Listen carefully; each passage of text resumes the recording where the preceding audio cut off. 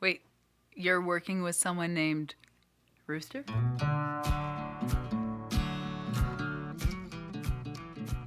You're listening to the Musicians Help Desk podcast, brought to you by the Music District. All right.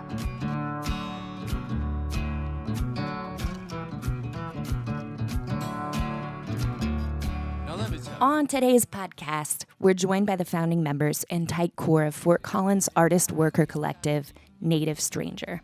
We have roots musicians Elli Perry, Mark aka Rooster aka Pappy Longlegs Austin, and photographer/author Corey Spangler. The three speak to the Music District in advance of their residency beginning September 4th, a multimedia intensive to put finishing touches on each member's creative work, launching officially on September 8th at the Fort Collins Downtown Artery. For Mark, Elli, and Corey, the years spent on the road pursuing industry model careers left them feeling disconnected from their community, core values, and the wellspring of creativity that set them in motion. A fortuitous Fort Collins meeting would lead to the three of them aligning their intention, creating an artistic future together not aimed toward the model success of the art that was made, but focused on the quality of life through which it's generated. We tune into Rooster describing his nickname. How did I get the name Rooster? I'm so tall and my arms are so long and lanky that I would play harmonica and my wings would flap out. And when I would take a guitar solo, because I was playing a ton of guitar, I would kind of do this with my head, bob it back and forth. And after we finish a particularly groovy song, I look back and he's just like cracking up. I'm like, what's up, dude? He's like, man, you look like a rooster. Ha! And everyone like heard it over the microphone, and they just start calling me Rooster after that. So, Rooster, Elli, Corey, we're really excited to have you here. We're talking to you in advance of your residency that's coming up the first week of September. And it's a unique residency for us here at the Music District. For one thing, it's our first multimedia residency. It's our first residency that features local artists, and it's the first time that we've engaged with an artist collective. So September 8th, you launch Native Stranger to the world. So it's a very big day for each of you individually and also as a collective. Yep. And I guess the most logical starting point would just be discussing how Native Stranger came to be. Yeah, Corey and I, we're married people, so that's To this each week. other. To each other. To each other. I To each wanna other. clarify. I think I did this in our meeting the other day, too. We were married to each other, and last year I was promoting a new record, and I was out on tour in the RV that we live in, and we came through Fort Collins and ended up meeting Rooster through a divine twist of fate, and all became very close friends. And it had been my first time playing in Fort Collins, and we did really well here and came back through a handful of times throughout 2017 to play some shows. And every time we came through, we stayed with Rooster, we hung out with him. And then at the end of last year, I had just put out this record, and I was already ready to start another one. And I was trying to figure out when, where, and how I was going to do it with no budget to speak of, because I had just put out an LP like 4 months earlier. And you had done that independently? Yeah, I did that independently. It's called Little Thieves, and I recorded it in Nashville in 2016 and spent a year negotiating the release of that, and ultimately did end up releasing it independently, which had not originally been the plan. So you probably spent more on it than you would have if you knew it was coming out of your own. I spent more than I ever cared to discuss. Yeah, we don't have to get into No, numbers, but it's worth mentioning. Yes, Corey and I, we put a lot into that record, and we moved across the Atlantic Ocean twice for that record. So we were pretty exhausted from putting so much work into one project on our own. I did not mean to take this much of a detour, but it's probably actually worth This is all worth it for in- framing some some context to how we got here. And Corey was really pushing me to start working on another record. I really wanted to do it, and we weren't sure how. And I just sort of had this feeling we had gone coast to coast and back, and I felt like if we got back to the Rockies, there would be a door that would open for us to be able to do this. Do you know Stephen King? Because I feel like he writes a lot about like a door in the Rockies. Does he really? I mean, I know Stephen truly. King, but I've never been a Stephen King A lot of fan. a lot of his books take place in like Boulder or the Rocky Okay. Mountains. So I feel like you might have some psychic Stephen King Maybe I sci-fi do. connection. I'm a child of the mountains. I grew up in the Appalachians, so all mountains in their darkness and strangeness call to me, and I'm somebody who is always looking for doors. So maybe I need to pick up a Stephen King paperback from my local thrift store where they're inevitably living. I digress. we came back in October, and I was playing a show at Cloverlick Banjo Shop, which Rooster runs, where he's the luthier and builds beautiful banjos, in case anybody's looking for a beautiful banjo. And it has a door with 1 million handles. It has a Yes. door with 1 million handles. At the time, it only had like 5 or 6. I think it had like 8, because when we screwed one on to the door in April of last year, there was like 10. 7 maybe, Yeah. or 10. I did a 7 to count 10. yesterday, actually. Oh, funny enough. How There's many? 47 knobs on the door currently. What does it take to get a knob on the door? You have to come with a knob, or come with the urge to put a knob on the door, and you just put it on there. Okay. I don't even have to be there. You just stick it on. Or come after making an 18-hour drive in one pass from San Francisco to Fort Collins, an incredibly low morale, and an empty gas tank in your Class C RV, and you will be handed a doorknob. I was gonna say, where did Yep. your knob come from? He just Rooster. I think Yours- I think Corey and I were like delirious, and Rooster just said, "Hey guys, screw a knob on the door," and we were like, "What?" Yeah, Why he had a not? bunch of Okay. them. Yeah, I picked out a nice one too. It was super old Victorian knob. You think you did that because you knew this was the beginning of something super special? Well, I think that we already had forged something super special, and it had already begun. I think that was just a point that was just, that door is a piece. Like kids and families and all types of people have put knobs on that door. So that was potentially our first real collaboration. I never thought about it that There you way, and go. that's awesome. You're gonna have to include We that in chose your the liner knob notes. together. We Other should, way. yeah. And no, go ahead. I was just going to say, you were looking for a door, and Rooster had a doorknob. Yeah, and I'm kind of having a moment here recollecting this, because I never considered how poignant that really was. And I've actually just recently, Corey and I have been talking about how poignant that encounter was. When we came through in the spring of 2017, our morale was very low. I was parting ways with my entire professional team, the management, the booking agent, the PR, everything right after this record came out. It was our first time living in an RV, which, if no one listening has ever lived in a mobile home, there's a big learning curve with that. And the tour was rough, and like the person who I was about to part ways with had just routed me overnight from San Francisco to Fort Collins, a town that I'd never played in before, have no market experience, without a guarantee, in a vehicle that cost $100 to fill up. It was really, really rough.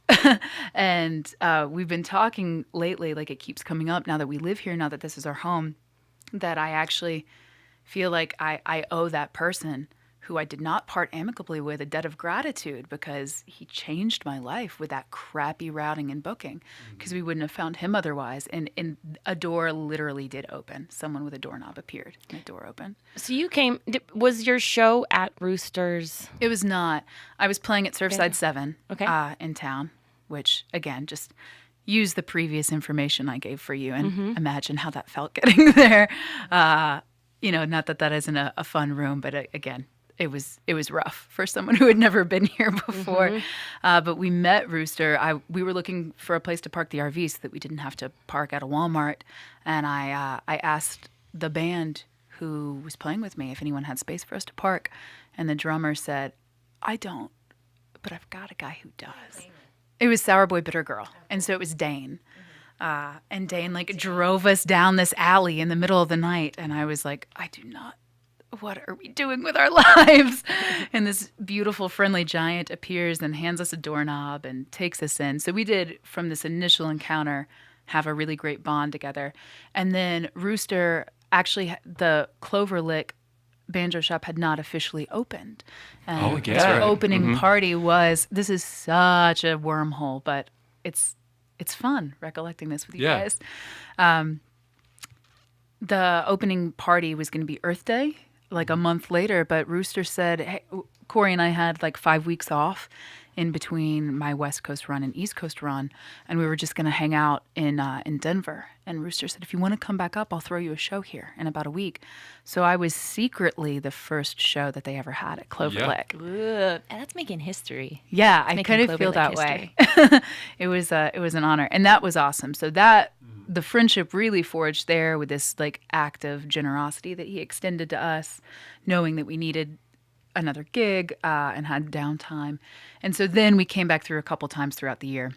And at the end of October, we were coming through town, had a booked and promoted show set up at the banjo shop.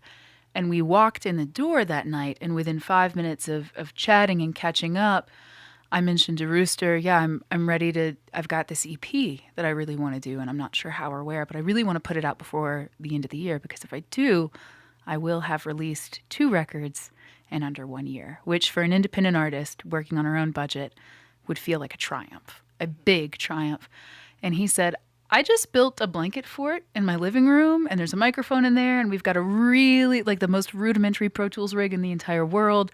You should do this here. And then we were also trying to set up another show before we left a couple weeks later. And Rooster also then said to Corey, Ellie and I should play this show together, and you should hang some of your photographs, and it could be like a collaborative show together.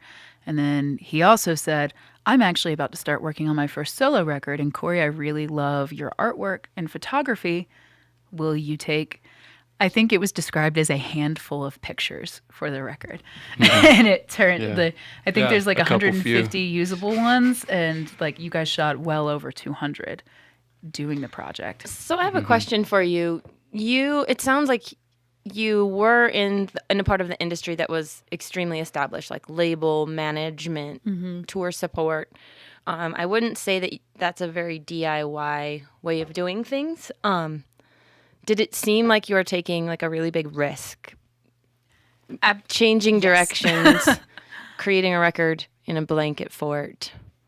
Or did it just feel like a refreshing move towards something different? Yes. Yes to all. Making a record in a blanket fort felt like the right thing to do, and that was not intimidating at all. The intimidating part had come a year earlier when I found out that I was having to put this record out on my own. I had been off the road for a couple years at that point. I toured full-time throughout all of my 20s. I had always been independent, but, you know, I had a whole team that worked behind me out of Nashville. So independent, but very much in a framework of traditional music industry business. And that was the route that I'd always been pushed towards taking ever since I was a teenager. And so that was my framework. And I felt pretty indie compared to like a lot of my very successful friends, but I definitely was not like DIY. And when we found out that the record was going to have to come out independently, Corey kind of, lit a fire under me and said, "Are you going to believe in this enough to fight for it? Are you going to go all in on it or not?" Yeah, the whole year that we spent in Nashville, which ended up being about a year exactly to the day, we both ended up getting jobs landscaping, and we're just still just I gave a lot of sermons. There were many, and Many I'd like to sermons. mention, just as an aside, that was the first time since age 12 that I had had a straight job when I moved to Music City. Yeah, And couldn't Music afford to City. make a living as a musician anymore. When Corey said Music City right behind me, he did air quotes for those who were listening. Yeah, there's a lot of city there, but not much music. I don't know. Yep. Yeah, there had been many sermons and a lot of like, encouraging, go get 'em, tiger kind of moments. And then once I got out on the road and like had the final collapse of my personal team, I had a lot of angst because I'd put so much into this record, emotionally, financially, creatively. It had taken me years to do, and I was really disappointed. And my relationship with the music was changing. My relationship with myself on stage was changing. And Corey posited that the cure for that was to just release another record that was the exact opposite in creation and release as Little Thieves. Don't spend any money about it. Or don't spend any money about it. Don't stress about it. Don't worry about hiring other people to promote it. Just put it out for the sake of making good art and let the work be its merit and do that. And so I think for me that was the start of the change that would inspire me to then work in a collective. And it seemed, for such a huge shift, it ended up being a very, very natural one. So you flash forward to the fall, and I'm in Rooster's living room making this super, super stripped down record that miraculously does not sound like it was recorded on one microphone in a blanket fort. Yeah, it sounds wonderful. Yeah, and Corey and Rooster were outside of the blanket fort taking several hundred pictures together for Rooster's record, and then we did this show together, the three of us at Wolverine Letterpress, and Corey hung 200 photos on the wall there, did like a pop-up installation, had some of his writings, and that's a small room, but it was filled. And the three of us, were filled. I know I speak for the three of us in saying that after that experience. Yes. Absolutely. And we realized that there was something truly special in working together and in the creative bond that we had. And that this really wasn't just an opportunity where all of our individual needs could be served, where Rooster suddenly had somebody that could take free press photos for him. I had a free place to make a record, and Corey had a venue to hang this work that he had been doing for a year while we were out on the road. It was deeper than that. So Corey and I skedaddled south for the winter and decided that we wanted to come back up here and give it a real chance of living in a place for a while. So we came back in the spring, and I think it was like a month after we got here, I had just released Totality digitally, but I hadn't pressed anything. Totality is the name of the record that I did in the blanket fort. Mm-hmm. And it's Rooster about 5.5 weeks, 6 weeks. Yeah, very shortly thereafter. And Rooster was wrapping up Apple Butter, and Corey was really focusing on this enormous body of work that he had amassed and trying to decide what to do with it and how to share it with people. And we got here, and it didn't take long at all, and Rooster just came over to our house one day, and I think I struck up the conversation and said, do you guys want to start a record label and a publishing imprint? And then we started working backwards from there and saying, yeah, what is it that we're really trying to do? Like, what is actually the goal? Maybe that's the label. Maybe that's the word that we have in our vocabulary for this. But what do we actually want to do? And what is it that's actually between the three of us? And why, for me, and I'm about to step way back from the mic and let my partner speak here, but for me, coming from that framework of this very traditional business model, it's very isolating. And I'm sure that you can speak to that, Alicia, too, that I know that you and Stacey have been doing this for a long time, and it doesn't actually foster community and collaboration. And after spending so many years really not getting to where I wanted to be because I was so focused on my own stuff and what other people were telling me I had to do differently, it didn't feel right. It didn't align with my values, with my ethics, and it wasn't inspiring to my creativity.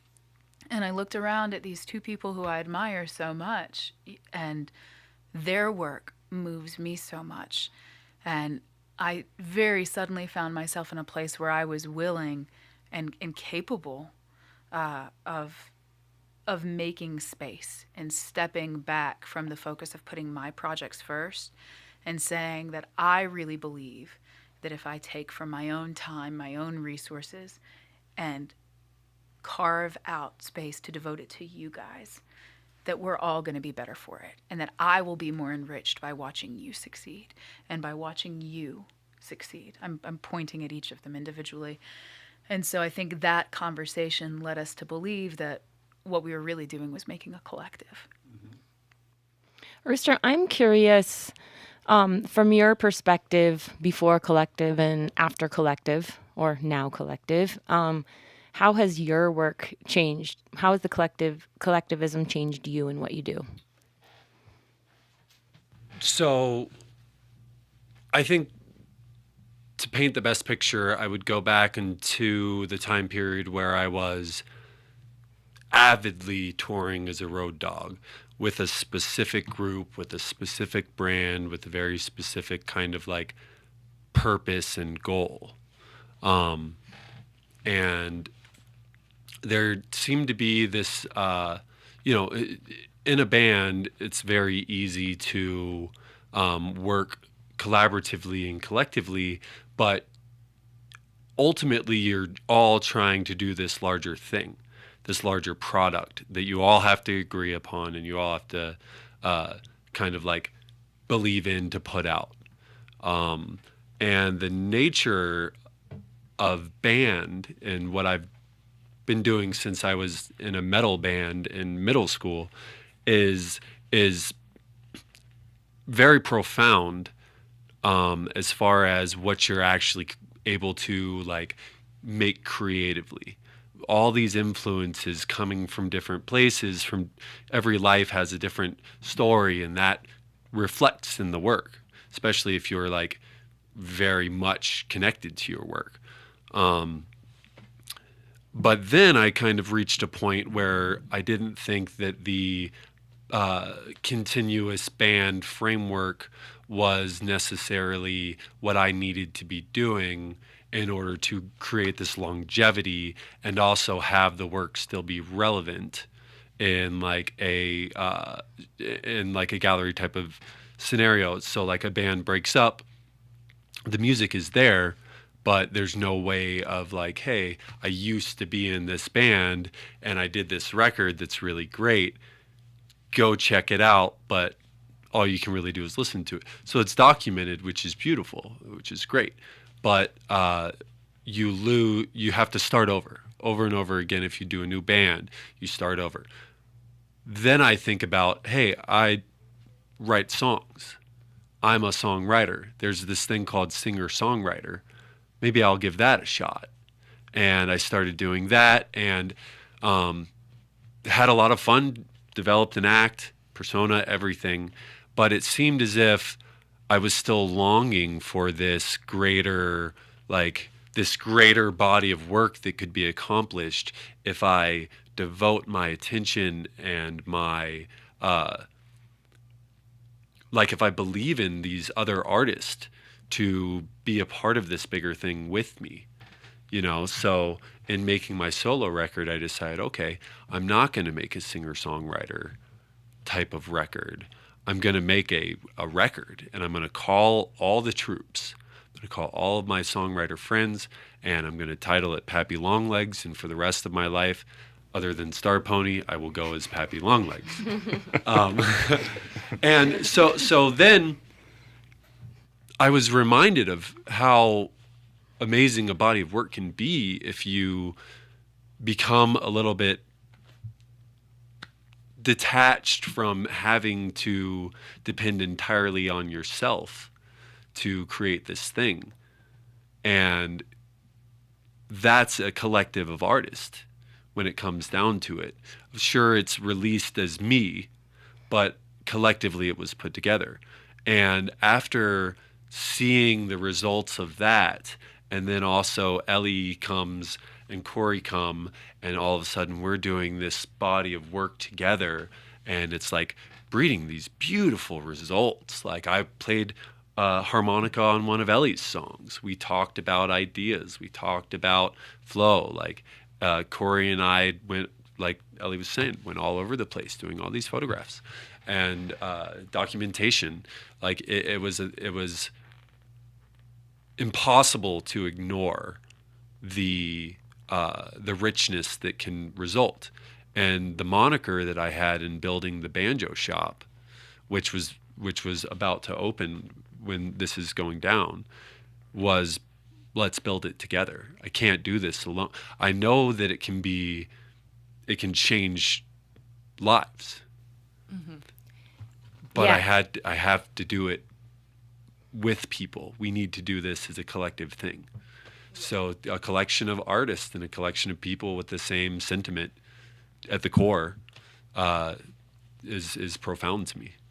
I was just going to briefly interject with that because I do know you as a human being outside of this podcast context, that you're a person that not only exudes like a tremendous amount of enthusiasm upon every meeting, you're also somebody who I think has really fostered community in so many of the things that you're doing. I've been fortunate enough to be kind of included in this Cloverlick banjo shop community, and seeing your Earth Day events and the creation of Butterfly Alley and the way that you've incorporated youth and every walk of life in Fort Collins seems to be really welcomed and included in the banjo shop.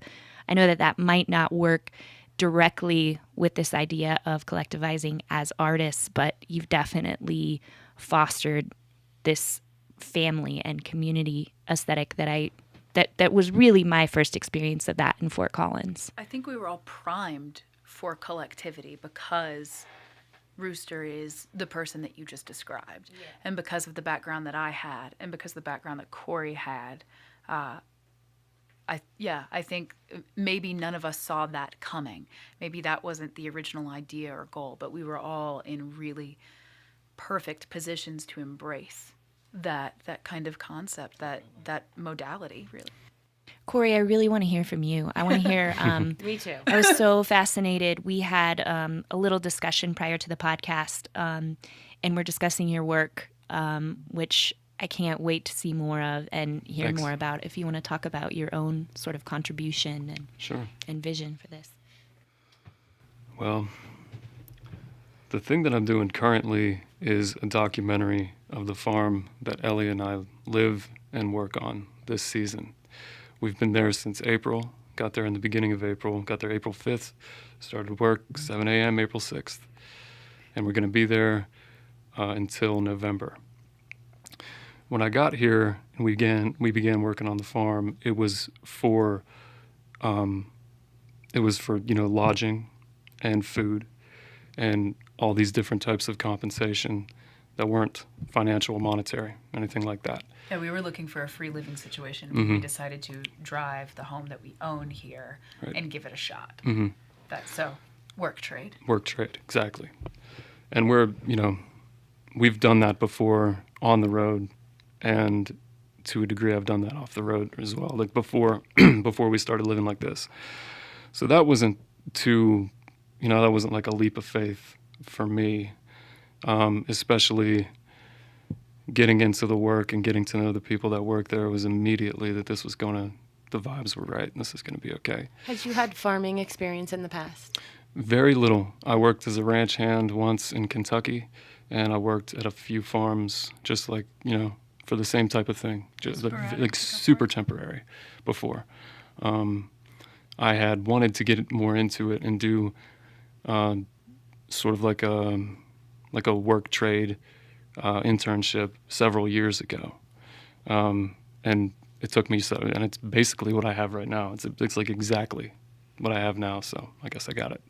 But I didn't come to the farm to work there with the intention of making a documentary. I came because of the circumstances, because just call it the whatever about coming back here. The purpose that it ended up being to come back to Fort Collins. And I knew that if we just show up in the right place at the right time to do this kind of right work that we believe in, then other things will happen. And you just got to focus on your responsibilities, and then what you want to do, that space then opens up. That's a personal belief. So 2 months went by, and I barely took a photograph at all. I shoot everything on instant. So there's, what you see is what you get. And the reason I did that is because I didn't really know how to take pictures of that farm. It was the early springtime. It's a lot of rain. It still snows and hails. It's very ugly. And the work that you're doing is often not very romantically agrarian. You know, you're in a hoodie bent over a freaking paper pot, you know, tray seating with this little thing that goes zzz, and you're shivering. You know, it's like, who wants to take a picture of that?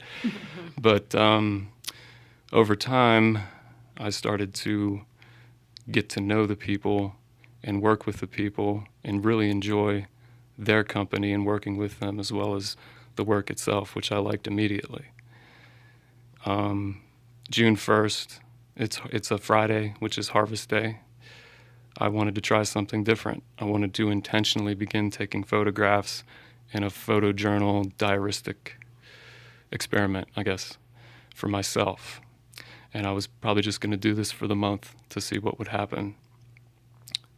In under a week, I think I said to Elli and to, you know, everybody else, I'm going to do this intentionally now. Like, this is going to be a documentary. And that's what I'm calling this, a documentary. And it's accompanied also by things that I've written in diaristic form as well that, you know, sort of, I think, naturally launched from that format into these more philosophical essays and vignettes, which is, I think, a sustainable way to write about this kind of life and this sort of thing.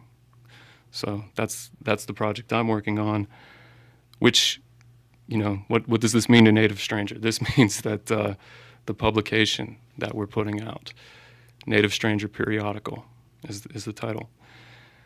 It's going to showcase things in Fort Collins that the collective works on, and I hope in the future to sort of maybe step back and take more of an editorial role in and let more people to showcase their thing and start making volumes of these things. Volume 1 is my thing. It's the documentary, and it's coming out in 3 issues.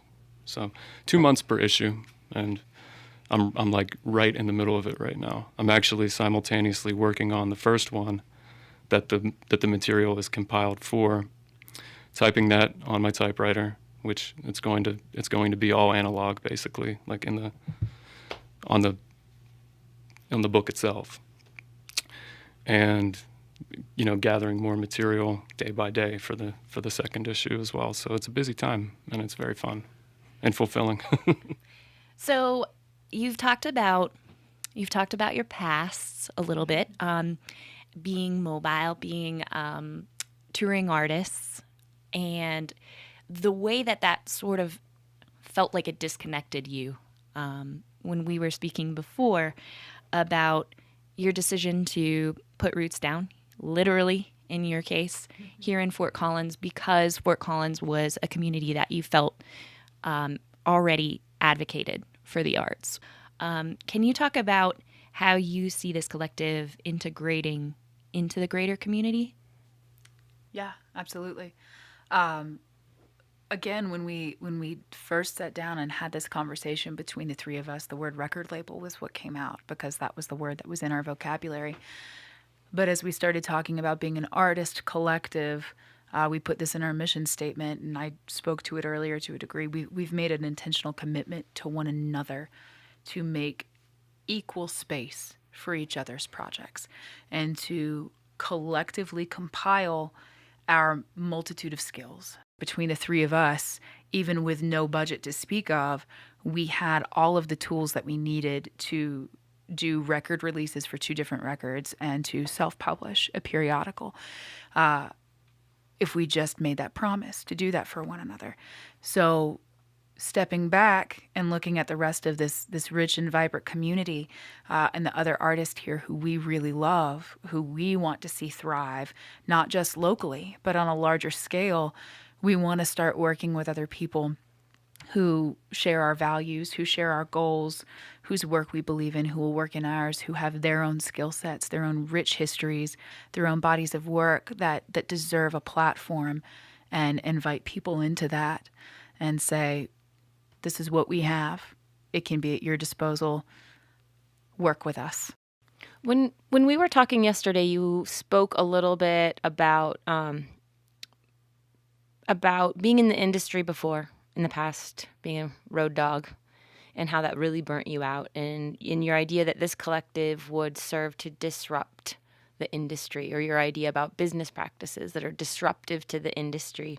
So I want to know a little bit more about what it is that you hope to disrupt, with this collective. Yeah. And then the second part of that question, I see, if this collective goes well and does what you intend it to do, it almost seems like it's going to want to funnel you right back into the industry. Right. And so how do you keep it independent, or is that even your plan? Is your plan to just see what happens, or, what happens if each of your projects goes really well? I think the only plan right now is to kind of keep in mind the ethos that Corey mentioned earlier.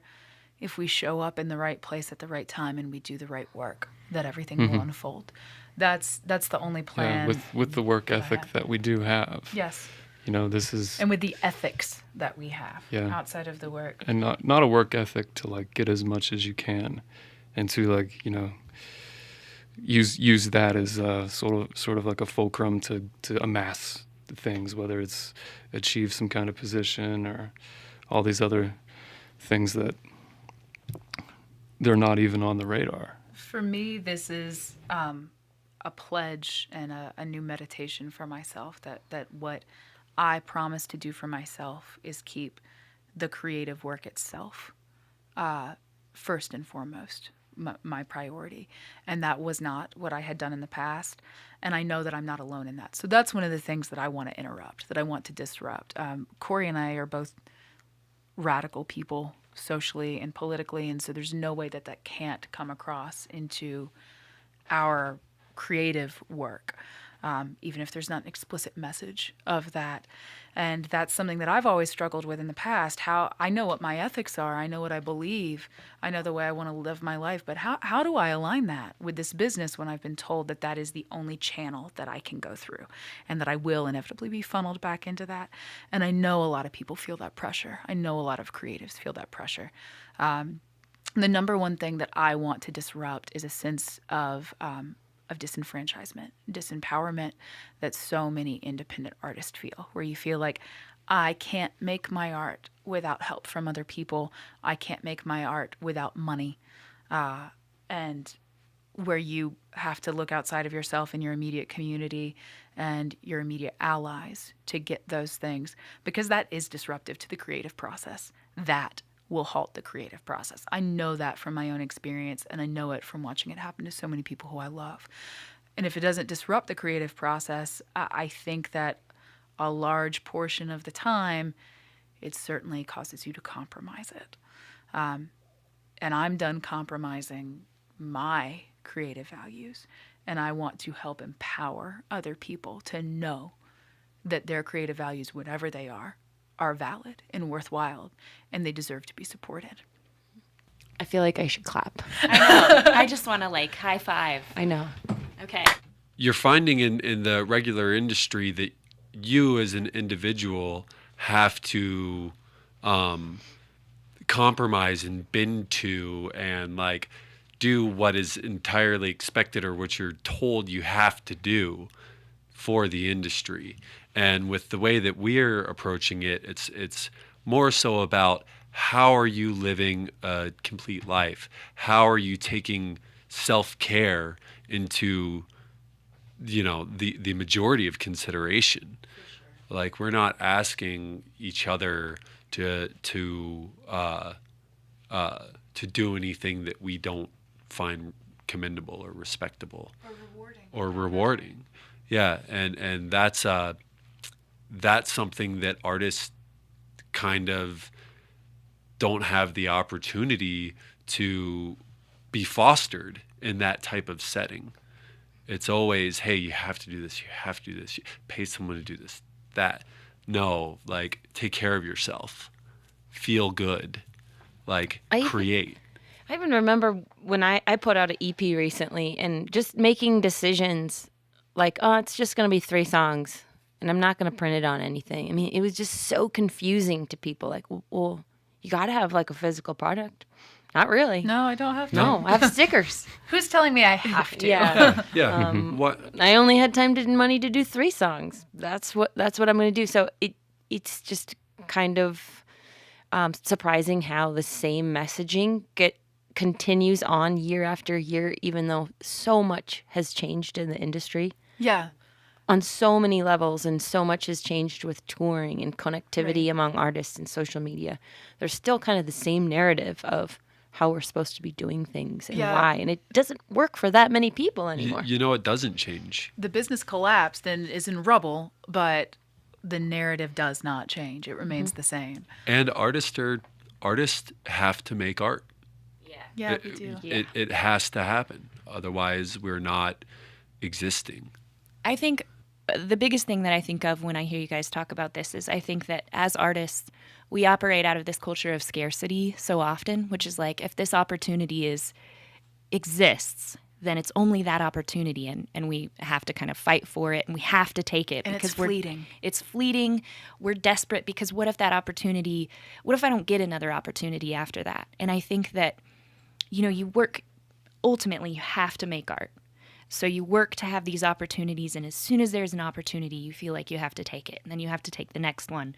And I think that is sort of perpetuated in a lot of the conversations between artists because there's not a lot of money, there's not an existing infrastructure for success, and I think that it's really refreshing to hear you guys talk about, both the need to make art and the need to like do it sustainably in terms of your person. And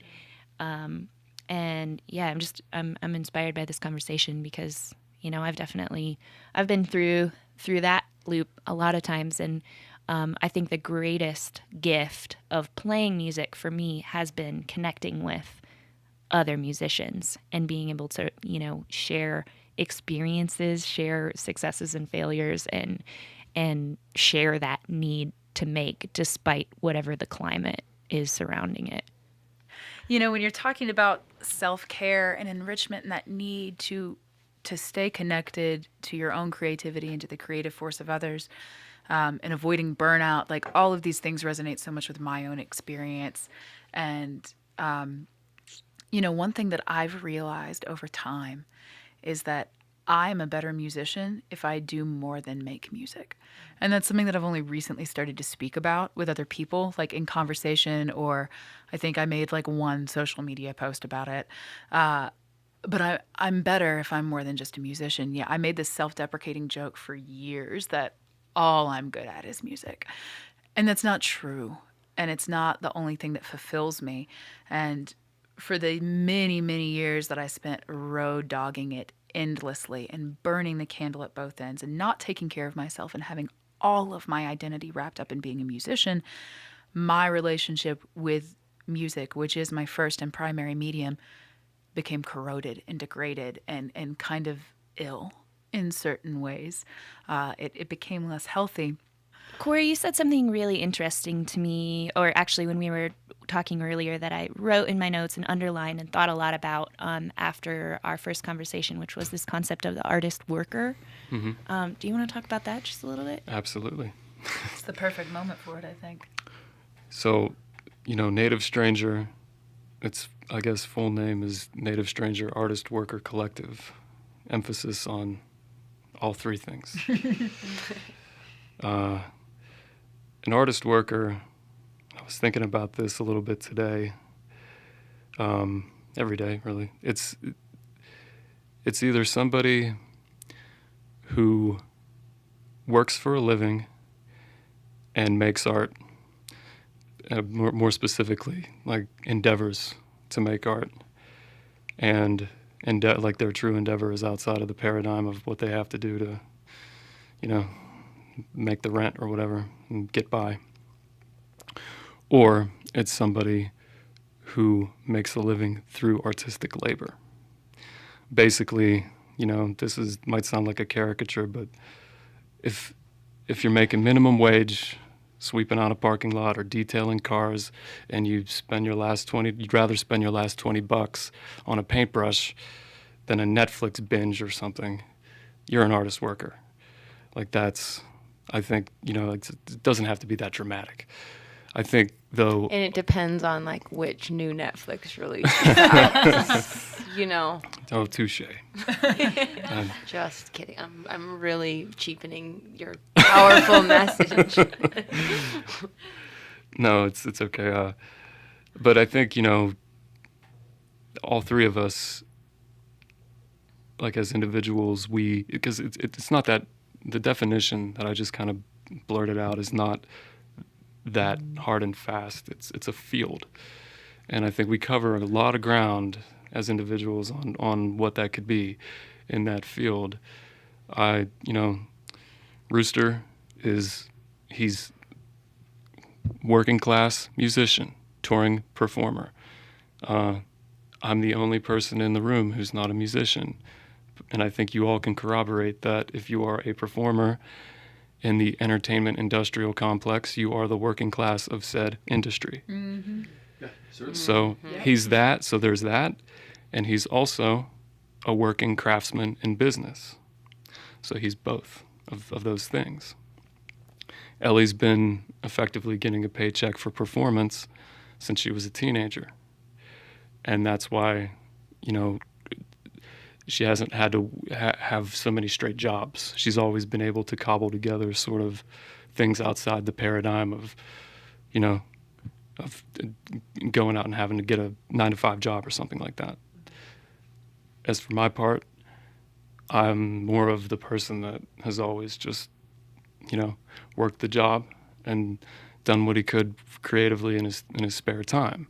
I've never profited a dime off of anything I've done artistically ever. So, and if that continues for the rest of my life, fine, so be it.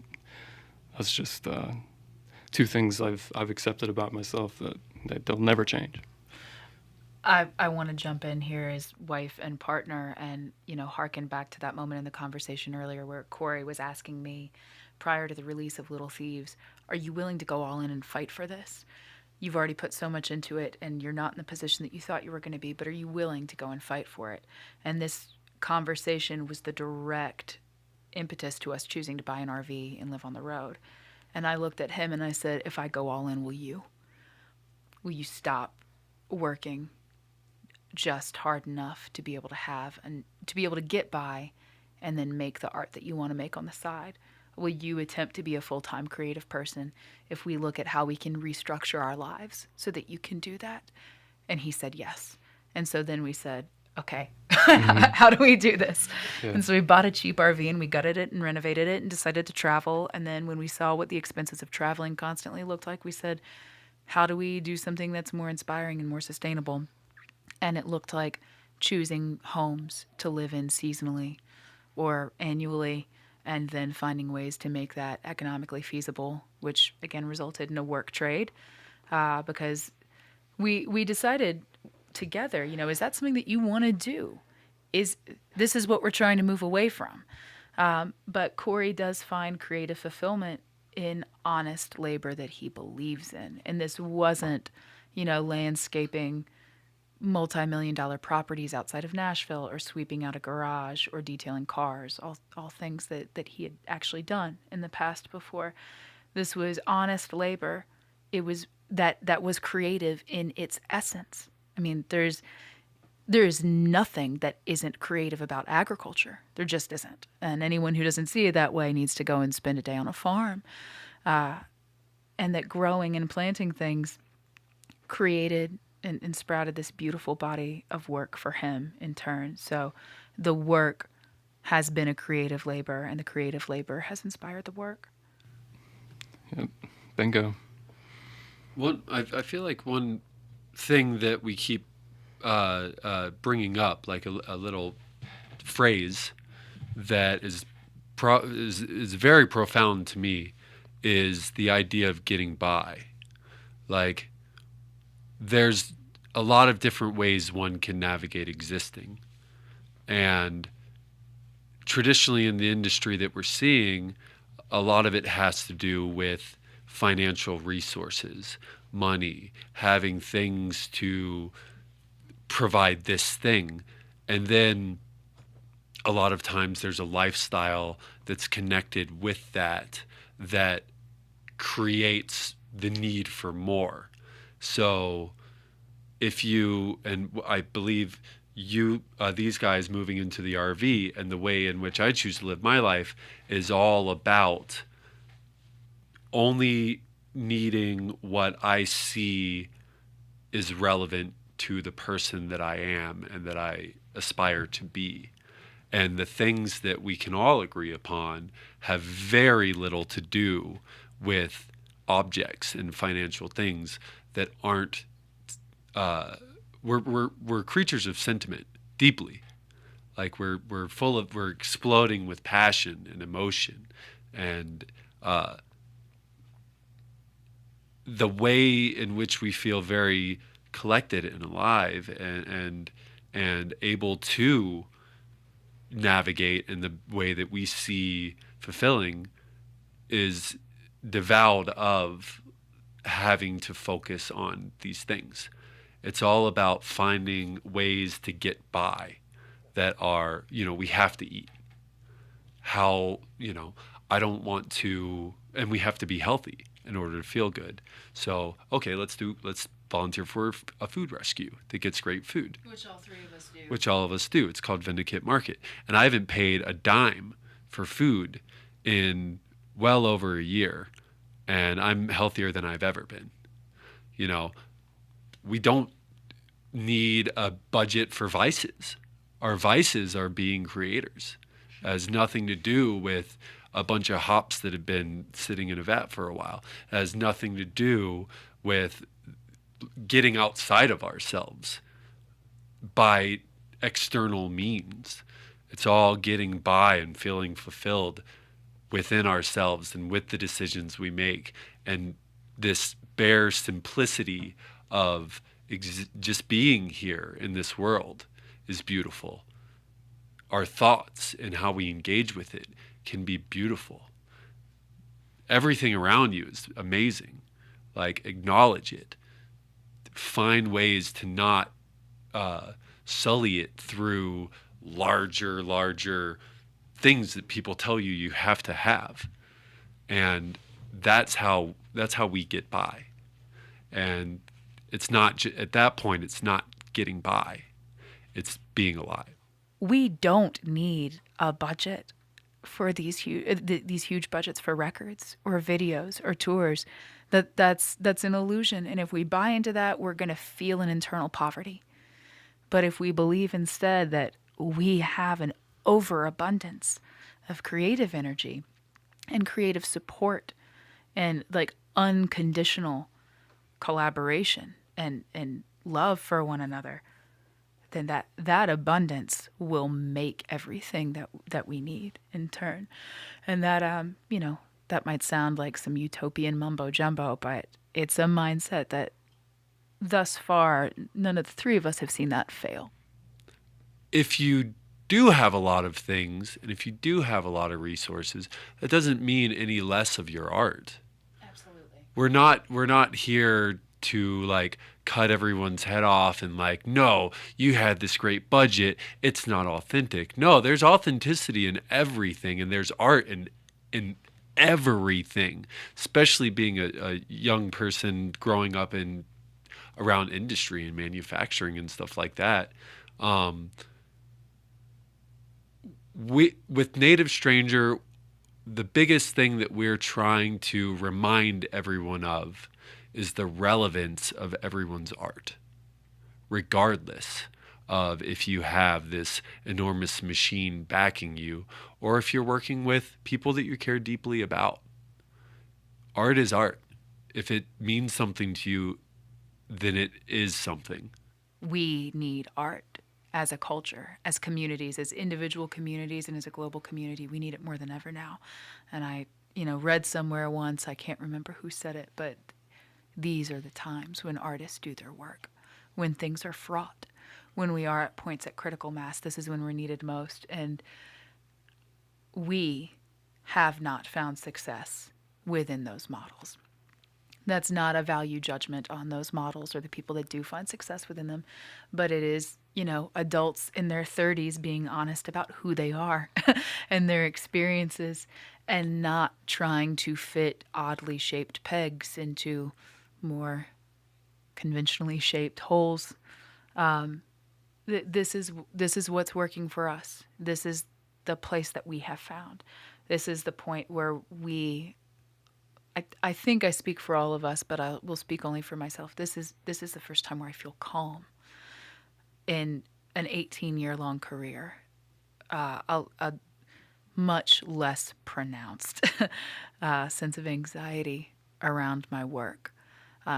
This is what feels right for me and for us.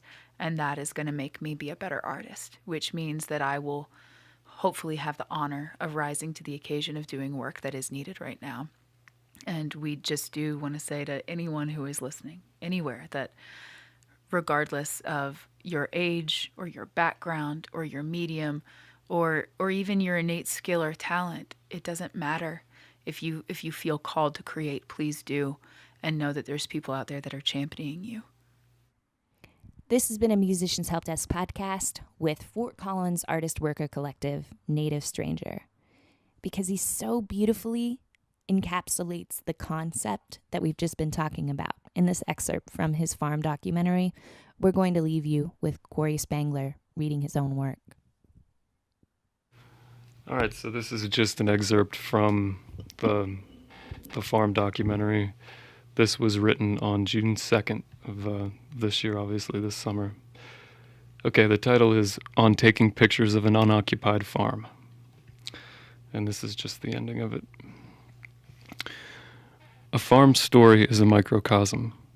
The story tells of a certain equilibrium between the anarchic tendencies of life and the ineludible controls of death, with growth and decline constantly jostling on either side of the balance. What their jostling is collective survival. What they jostle for is the moment. And we know now that in this messy moment, this tenuous equilibrium of collective survival, the work, the chaos, the patched togetherness of the operation, is the beauty. It is against that energetic background of all things coming to their moment that timeless photogenic order can come forward. There can be room for an ideal. I don't wish to strain to see what a photographer would, and I cannot unsee what a worker wishes to. An ugly working farm is best photographed as it is worked, by a worker, while working. This is a good rule, a just rule. One of the farmer's never-ending jobs is to provide food to the people of his community. The poet's only enduring job is to feed his people the truth, however messy, however tiny, however imperfect, as both food and truth can be at times. The vocation of what I see as the visual artists is not to add rubbish upon the landscape or the spirit, but to call the rubbish by its real name, to point to other worlds than a post-industrial phantasmagoria passing as the best of all possible ones.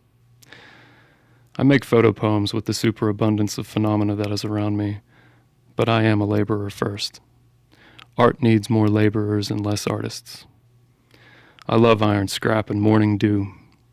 Nietzsche winks from the puddle in the gravel by the road. The pictures do stare you in the face on this farm. They cackle or break or roll in shit when you try to control them.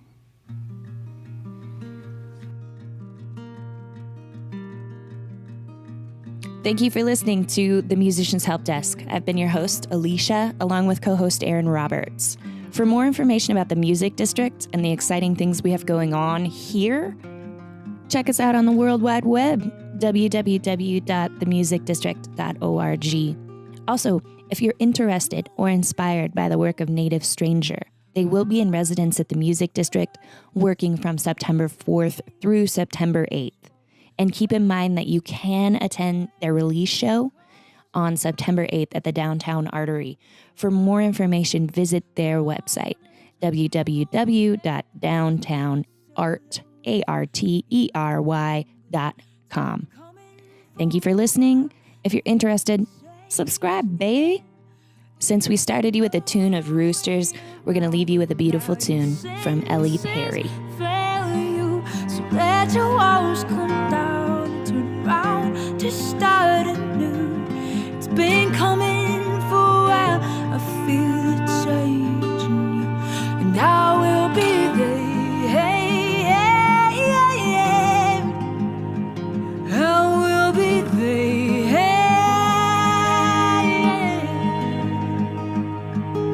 The ground beneath your feet might fail and leave you bruised, but when you fall, I will be there for you.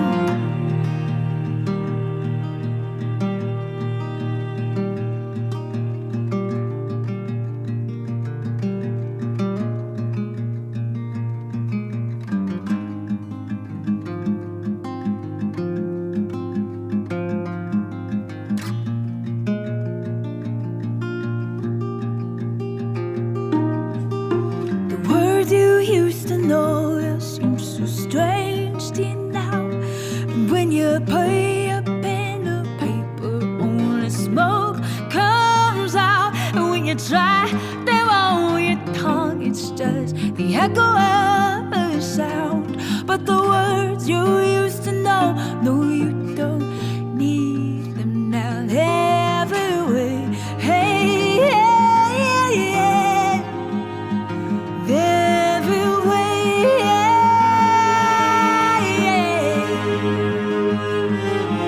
Silence all around, singing loud and true. Yeah, I can hear it calling out to you. Slow down, you're not the same. Can't talk the time out of the course it takes. You could go it on your own, and you'd be fine. No, it's not always easy on the heart, but it's a steady pace. You could walk around the world and never lose your way. You could go it on your own, but it won't be the same. So don't be scared.